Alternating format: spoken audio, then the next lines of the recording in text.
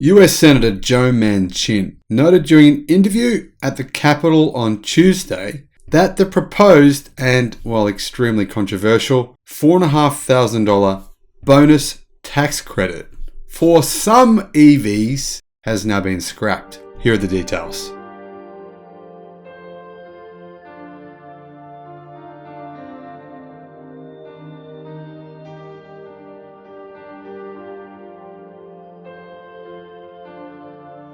Hello my friends and welcome to the channel. My name is Sam Evans and I'm the Electric Viking. Great to see you. Welcome to the new subscribers. Welcome back everyone else. Now, if you do see me anywhere in the world, make sure you say g'day, say hi and have a chat. Just bring that up because I've had a few people that have pointed me out but not approached me, and others who have approached me, and it's been great to talk to those of you who have mentioned the channel and discuss the future electric cars and batteries and just all the amazing stuff coming soon.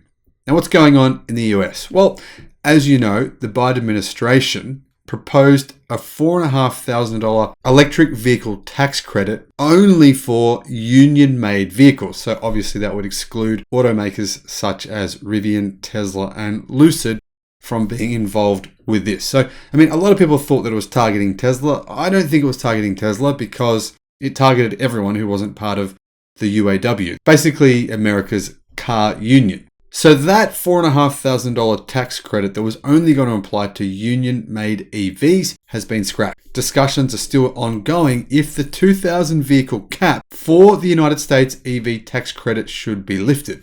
For those of you who are not aware, right now, if you buy a Tesla vehicle or a General Motors vehicle, electric of course, in the US you don't get the $7,500 tax credit.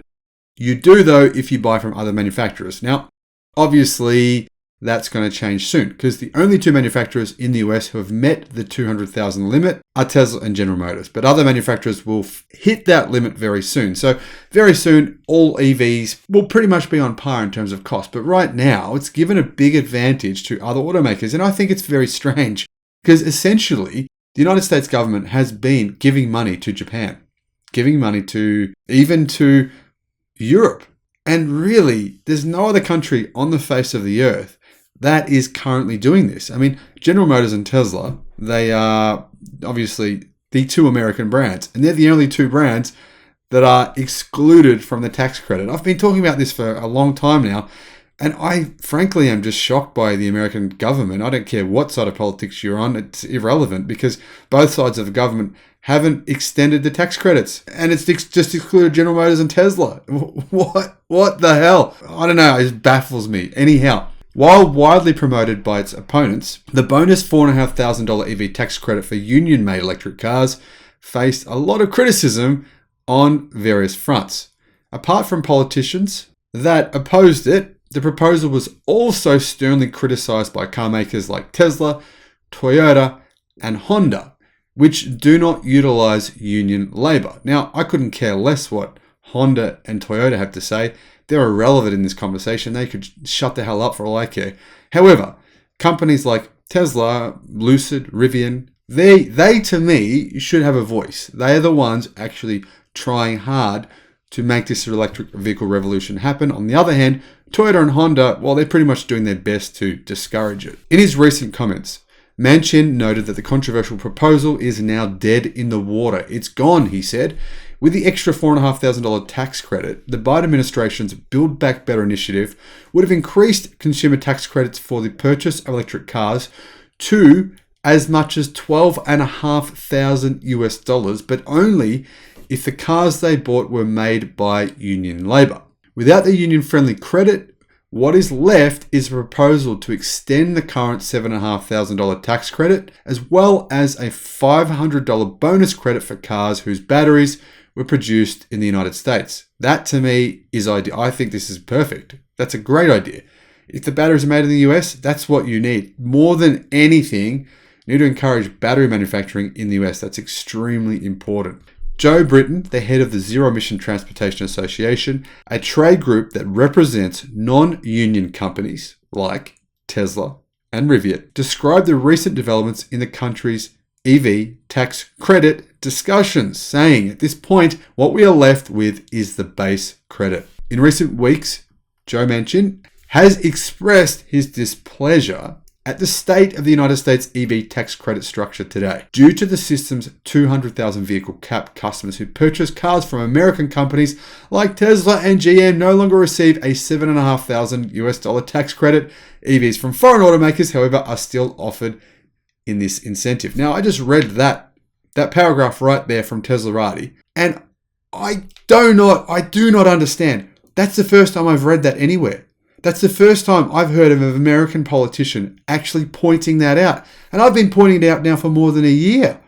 These guys are high. I mean, they're literally like, what is going on in American politics that no one cares about the American automotive industry or recognizes the fact that for 12 months now, America has been subsidizing foreign automakers. It's bizarre. I mean, the reason I point this out so strongly is why? Because there is a very good chance General Motors and Ford and Stellantis won't exist in 10 years' time from now. I mean, Chinese automakers, what's happened with Tesla, right? When Tesla was only manufacturing cars in the US, it couldn't possibly make a profit, and it never would have. Makes a factory in China, suddenly it's making enormous profits, right? That's the same. All Chinese EV automakers eventually will have an enormous advantage over the competition, which is that they manufacture EVs in China, and the Chinese government sponsors them to the tune of many billions of dollars. And you know what? That's fine. I understand countries doing that for their own automotive industry. Korea does that. South Korea does that for their automotive industry. Japan does that. Germany does that. I get it. But it's so insane to the point where we're in a period in history right now where it is very possible that American automakers will cease to exist within the decade because of this incredible transition to EVs that no one's really prepared for. And yet, the US government, I don't care, Republican, Democrat, are right now putting General Motors and Tesla on the back foot in comparison to Germany, China, and Europe. Any foreign vehicle that is an electric vehicle is going to be able to claim a $7,500 credit under existing law. I don't think that's our intent, the senator said. Now, Joe, absolutely, I agree. But why is it taking so long for anyone to mention this? Now, there was a comment on this Teslarati article, right, which is giving me a little bit of credit here. It's saying this is starting to address the real issue, that it's absurd for the United States to subsidize foreign vehicles at $7,500 each while excluding Tesla and GM as punishment for selling electric vehicles first. It should be the other way around. If anything, the US government should be saying, you know what, General Motors, Tesla, yep, you were first. You started selling EVs here way before Volkswagen, way before Audi, way before Hyundai and Kia. So you know what? We're going to actually give you guys an extra credit because well done for being first. That's what I think. So anyway, what all this comes down to in my view is the $4,500 tax credit for union vehicles should have been scrapped. It never even should have been a thing. However, should there be an additional tax credit for American-made vehicles? Yeah, absolutely. American-made vehicles made by American-owned companies and where the majority of the parts are manufactured in America, not bought in China, then just imported to America. That, to me, they should be looking at. Okay, what percentage of this car is actually really made here in America? Yep, majority of it. Okay, you qualify. That's what I think, but let me know if I'm crazy or if I'm delusional. Maybe I am. Let me know what you think in the comment section below. And thanks for watching. Bye-bye.